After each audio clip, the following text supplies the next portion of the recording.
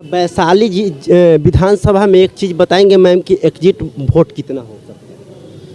अब वो तो हम क्या बताएं, एग्जिट वोट तो अभी हमको उतना नहीं है, इसका आइडिया नहीं लग रहा है। तो कोई अच्छा कॉलेज है, नहीं अच्छा स्कूल है जिससे बच्चे अच्छा एजुकेशन ले सकें, जिसके कारण उन्हें बाहर जाना पड़ता है, बाहर जाकर काफ़ी जिल्लतें सहनी पड़ती है। ऐसा भी हो सकता था कि बिहार में रहकर बच्चे अच्छी शिक्षा प्राप्त कर सकते हैं, उनको जॉब भी मिल सकता है जो नहीं मिल पा रहा। तो इन सारी समस्याओं को देखते हुए माननीय प्रशांत किशोर जी के नेतृत्व में एक पार्टी जन स्वराज पार्टी आई, जिससे बहुत सारे लोग जुड़े। पहले तो उन्होंने अभियान के तौर पर इसको शुरुआत किया, लोगों के दर दर भटके और लोगों के ओपिनियन को जानने समझने के बाद वो समझ पाए कि अब एक पार्टी का यहाँ पे निर्माण होना चाहिए। उन्होंने जन स्वराज पार्टी का निर्माण किया। जन स्वराज वैसे भी इसका मतलब क्या होता है, जनता का सुंदर राज।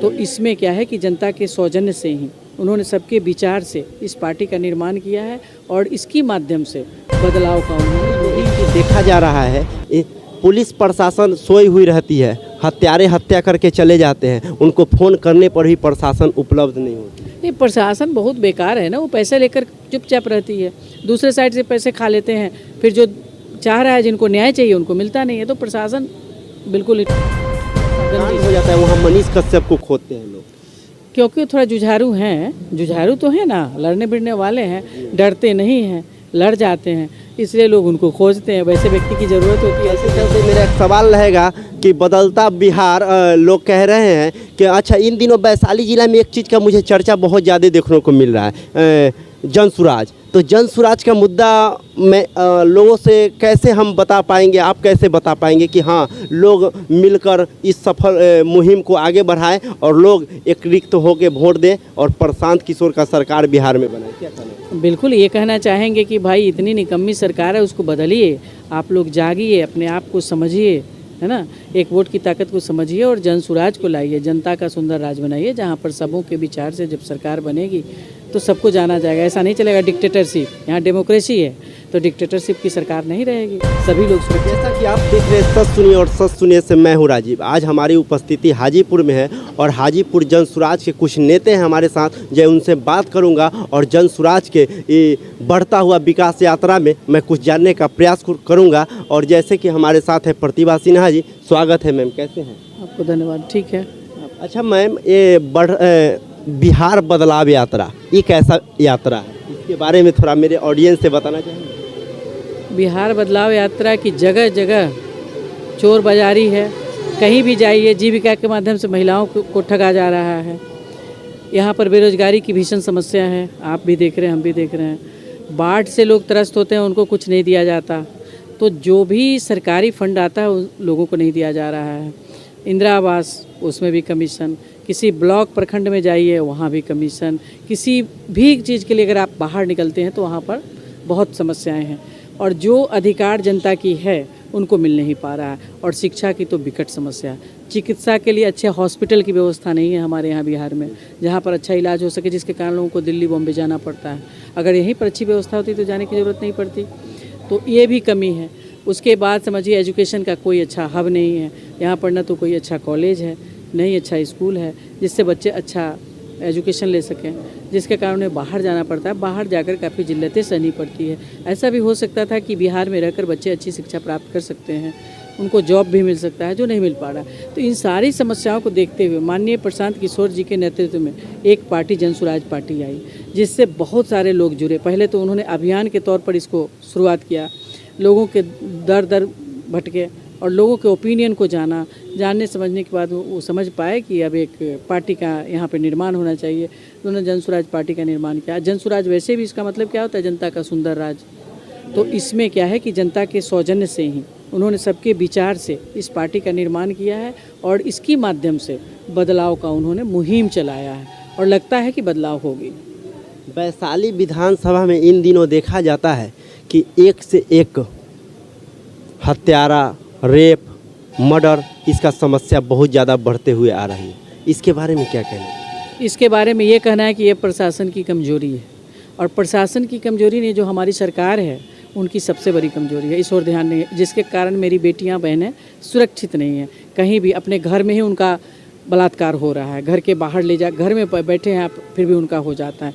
ये तो बहुत ही ज़्यादा अन्याय अत्याचार का काम हो रहा है। और वैशाली तो वैसे भी अहिंसा और सत्य की भूमि रही है और उस धरती पे ये सब काम हो रहा है, तो बिल्कुल अशोभनीय है। अच्छा, माननीय नीतीश कुमार जी का कहना है कि बेटी बचाओ और बेटी पढ़ाओ, ये नारा अभी तक सफल है क्या? बिल्कुल भी नहीं है। आप भी देख रहे हैं, हम भी देख रहे हैं। बेटी बचाओ और बेटी पढ़ाओ क्या हो रहा है? कुछ भी नहीं। अपने स्वार्थ को साधने के लिए उन्होंने साइकिल दे दिया कि लड़कियां साइकिल से लेकिन जाएंगी कहाँ? सुरक्षित है क्या? वो साइकिल चला के कहाँ जाएंगे? तो क्या ये ठगी नहीं की जा रही है? और जनता क्या है कि आज मासूम जनता, बहुत सारी जनता है जो मासूम ही है। बहुत कम लोग हैं कि ठीक ठाक हैं, समझदार हैं। हालांकि बहुत बदलाव हुआ है, लोगों में अब अवेयरनेस आया है, सोचने समझने की कैपेसिटी बढ़ रही है, लेकिन फिर भी अभी लोग, शिक्षा की कमी है लोगों में, तो जिसके कारण उनको ठगा जा रहा है। और क्या, यही है। अच्छा, वैशाली जी विधानसभा में एक चीज़ बताएंगे मैम कि एग्जिट वोट कितना हो सकता है?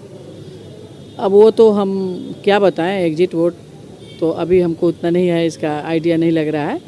तो अच्छा, वैशाली में एक चीज़ देखा जा रहा है, पुलिस प्रशासन सोई हुई रहती है, हत्यारे हत्या करके चले जाते हैं, उनको फ़ोन करने पर भी प्रशासन उपलब्ध नहीं होती। ये प्रशासन बहुत बेकार है ना, वो पैसे लेकर चुपचाप रहती है, दूसरे साइड से पैसे खा लेते हैं, फिर जो चाह रहा है, जिनको न्याय चाहिए उनको मिलता नहीं है। तो प्रशासन बिल्कुल गंदी स्थिति में। इनको बेरोजगार के मुद्दा पर क्या कहना चाहेंगे? हमारे बिहार में बेरोजगारी बहुत ज़्यादा बढ़ गए हैं। इसके कारण ये है कि बहुत लोग लाचार बेबस लोग हैं जो कुछ नहीं कर पा रहे हैं, और लोगों का कहना है कि सब सरकार आती है और मुझे झुटला पिसला के और हर साल वोट लेके चले जाते हैं, हम लोग का विकास नहीं होता। तो सरकार तो वादे करती है ना कि हम ये फंड दे रहे हैं, वो फंड दे रहे हैं जिससे विकास होगा, लेकिन नहीं।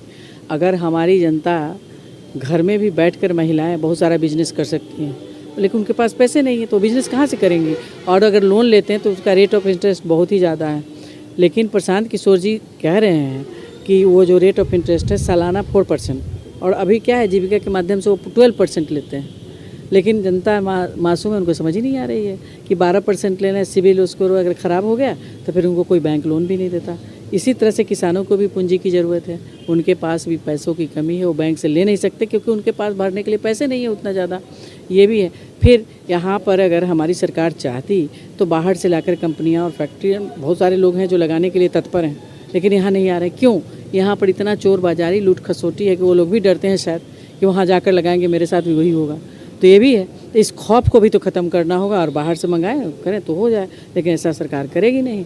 तो इसी सब को बदलाव करने के लिए जनसुराज को लाना है, जिसके लिए हम लोग सतत प्रयत्नशील हैं। अच्छा, एक मेरा चलते चलते एक सवाल होगा बहन कि जनसुराज में एक नेता हैं जिनका नाम है मनीष कश्यप, जो बीजेपी रिजाइन करके जनसुराज में आए, उनके बारे में क्या कहना चाहिए? मनीष कश्यप जी तो एक हैं, अच्छे युवक हैं, और उनके बारे में बहुत क्या कहें। ठीक है, अपना जो काम कर रहे थे पहले, तो भी अपना यही सब कर रहे थे ना, न्यूज़ वगैरह का करते करते उनकी पब्लिसिटी बढ़ी, देश के लिए थोड़ा बहुत सोच रहे हैं, अच्छी बात है, राज्य के लिए सोच रहे हैं, और प्रशांत किशोर जी के साथ जुड़कर कुछ अगर विकास करना चाह रहे हैं अपने माध्यम से, तो अच्छी बात है। अब ज़्यादा क्या बताएं उनके बारे में।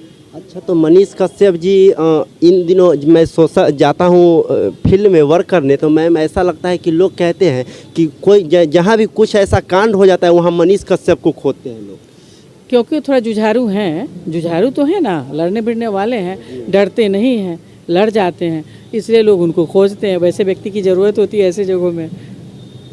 तो चलते चलते मेरा एक सवाल रहेगा कि बदलता बिहार, लोग कह रहे हैं कि अच्छा, इन दिनों वैशाली ज़िला में एक चीज़ का मुझे चर्चा बहुत ज़्यादा देखने को मिल रहा है, जनसुराज। तो जनसुराज का मुद्दा में लोगों से कैसे हम बता पाएंगे, आप कैसे बता पाएंगे कि हाँ, लोग मिलकर इस सफल मुहिम को आगे बढ़ाएं और लोग एक रिक्त होकर वोट दें और प्रशांत किशोर का सरकार बिहार में बनाए? क्या कहना? बिल्कुल ये कहना चाहेंगे कि भाई इतनी निकम्मी सरकार है, उसको बदलिए, आप लोग जागिए, अपने आप को समझिए, है ना, एक वोट की ताकत को समझिए और जनसुराज को लाइए, जनता का सुंदर राज बनाइए, जहाँ पर सबों के विचार से जब सरकार बनेगी तो सबको जाना जाएगा। ऐसा नहीं चलेगा डिक्टेटरशिप, यहाँ डेमोक्रेसी है, तो डिक्टेटरशिप की सरकार नहीं रहेगी, सभी लोग सुरक्षित रहेंगे।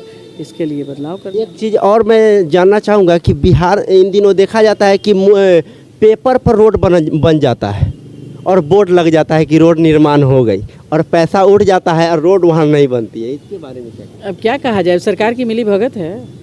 कॉन्ट्रैक्टर पैसा दे देते हैं और उसी पर वो अपना खुश हैं। सरकार पैसे लेकर के उनका बिल पास करती है, कॉन्ट्रैक्टर लोगों की इसमें चांदी है, रोड से क्या लेना देना है, जैसे तैसे टिपकारी लगाए, उनका बिल मिल गया। और कुछ लोगों का ऐसा आरोप है कि लोग का कहना है कि विधायक साहब ऐसे कहते हैं कि जैसे कि जो लोग वोट नहीं दिए हैं उनके एरिया में रोड नहीं बनेगा और जो लोग वोट दिए हैं उन्हीं का एरिया में रोड बनेगा, इसके बारे में क्या कहना चाहिए? इसके बारे में क्या कहना है, वो तो एक अति है, अपना मनमानी है, ये तो उनको बोलना नहीं चाहिए। और जनता की कमजोरी, जनता का आवाज़ उठाना चाहिए। हमको तो ऐसा लगता है कि जनता को ये नहीं पता है कि हमारे अधिकार क्या है।